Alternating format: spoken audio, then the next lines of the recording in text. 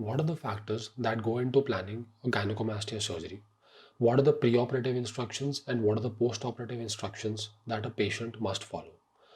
These are the things that I'm going to be talking about in this video.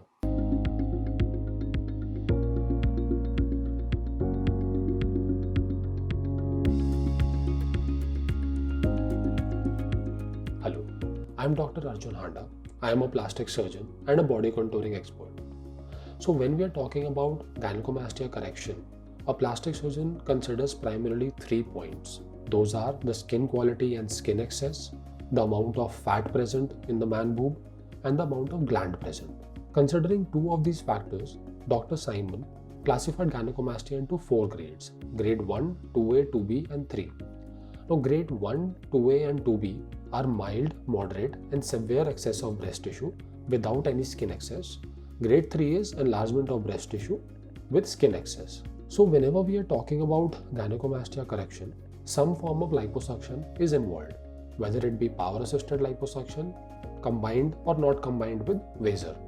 These days, Vaser is usually preferred because it is less invasive, less traumatic, and it gives better results.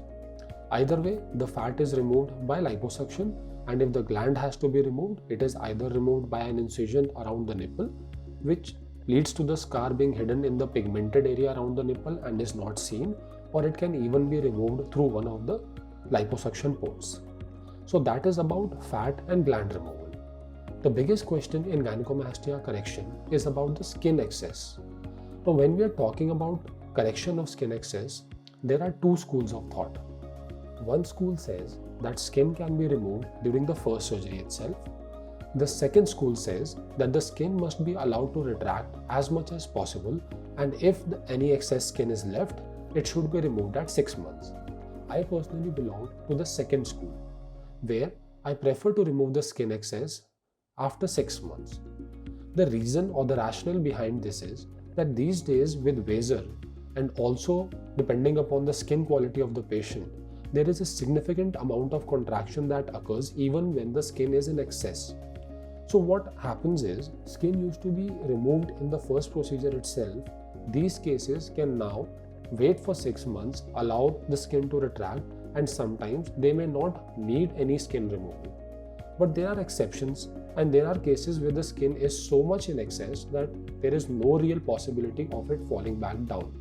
So in these cases, we may consider skin removal in the first procedure itself, but usually I prefer to wait in most cases for 6 months before I do any kind of skin reduction procedure and avoid any unnecessary incisions on the patient's chest, because any form of skin removal will lead to formation of scars on the chest and they eventually look up very bad. Then we can talk about what are the preoperative instructions and what are the postoperative instructions that a patient usually must follow. So the three most important points that I talk to my patients before man boob surgery preoperatively are: number 1, smoking and alcohol. I really advise my patients to stop smoking and alcohol consumption at least a month prior to their surgery, because smoking and alcohol can increase the incidence of complication and compromise on the results if they are continued up till the surgery. The second thing that I want to talk to them is about weight loss.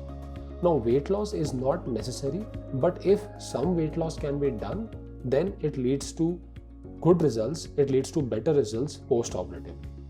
Another thing that I really advise them is to disclose any or all medications that they are taking.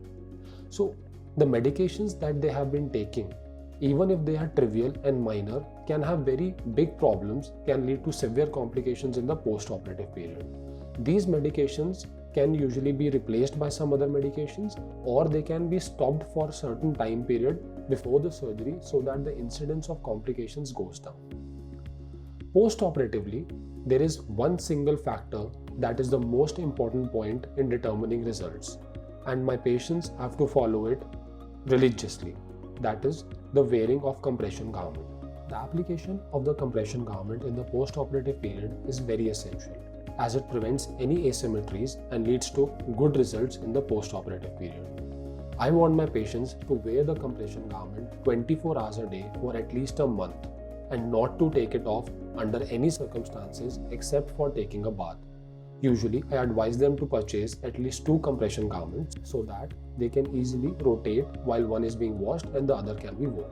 My patients ask me, how soon after the surgery can they exercise? For this, I advise them to do lightweight exercises after 2 weeks, and they can do running and heavyweight exercises after a month of surgery. Thank you for watching this video. If you have any more questions or you would like me to make a video on any topic that interests you, please mention in the comment section below. And do not forget to subscribe to my channel. Thank you.